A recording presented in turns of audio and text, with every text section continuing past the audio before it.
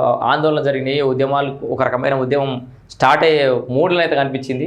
తర్వాత పంచాయతీ ఎన్నికలు రావడంతో కొంత చల్లబడ్డట్టు అనిపించింది. అయితే ఈ బీసీల హవా ఏమన్నా నడిచిందా మరి? ఎందుకంటే బీసీ బీసీ బీసీ అని బీసీ గాడు నడుస్తుంది గత ఏడాది నుంచి ఒక రకంగా.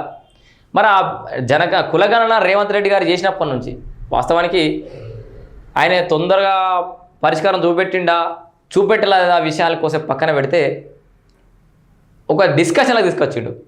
బీసీలకి రిజర్వేషన్ అంశం అనేది డిస్కషన్లో పెట్టేసిండు. మొత్తానికి అక్కడ పంచాయతీ బీసీలదే అని చెప్పేసి మనం ఒక వార్త చూస్తున్నాం. మొత్తానికి గ్రామ పంచాయతీ ఎన్నికలలో బీసీలు గట్టిగానే గెలిచిరట. అదేందో చూద్దాం ఒకసారి. జనరల్ స్థానాల్లో 52.75% వెనుకబడిన వర్గాలదే గెలుపు. వామ్ము సుశీరా. ఒక రకంగా అంటే మన కొత్త రిజర్వేషన్ రాకపోయినా ఉన్న గతంలో ఇట్లాంటి పరిస్థితి లేకుండే. జనరల్ వచ్చిందంటే ఇక జనరల్గా రెడ్డి లెక్క పోయేది అన్నట్టు.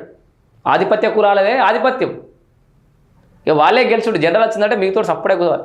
ఎందుకు రావాలతో మనకు పోటీ, మనం అంత పైస లేదు, అంత బలగం లేదు, అన్ని కార్లు లేవు, అన్ని ఇక అంత కథ లేదని చెప్పేసి అందరు సైలెంట్ కూర్చునేటోళ్ళు. ఈసారి బరాబ్బర్ కొట్లాడిరు. జనరల్ స్థానాలలో కూడా 52%, ఇగో 52.75% వెనుకబడిన వర్గాలదే గెలుపట. 5,190 జనరల్ సీట్లలో 2,738 స్థానాల్లో విజయ బావుట. వావ్. ఇగో 5,190 జనరల్ స్థానాలలో ఎంతమంది గెలిచిర్రు? సగం గెలిచిరు. ఒక రకంగా 2,738 మంది బీసీ అభ్యర్థులు విజయ బావుట ఎగరవేసిరు. ఈసారి బీసీలలో ఎంతో కొంత చైతన్యం వస్తుంది, ఫైట్ చేస్తున్నారు అనడానికి అయితే ఇది ఖచ్చితంగా నిదర్శనం. రాష్ట్రంలో మొత్తంగా చూస్తే 39.5% బీసీలకే, గిరిజన జిల్లాలను మినహాయిస్తే 45.25%, పెద్దపల్లి జిల్లాలో 63%, మరో 10 జిల్లాల్లో 50% పైగా బీసీ సర్పంచ్లే. పెద్దపల్లి గట్టిగానే గెలిచారు కదా.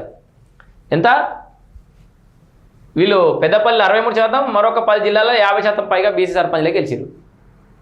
సో ఏది ఏమైనా బీసీల హవా నడుస్తుంది.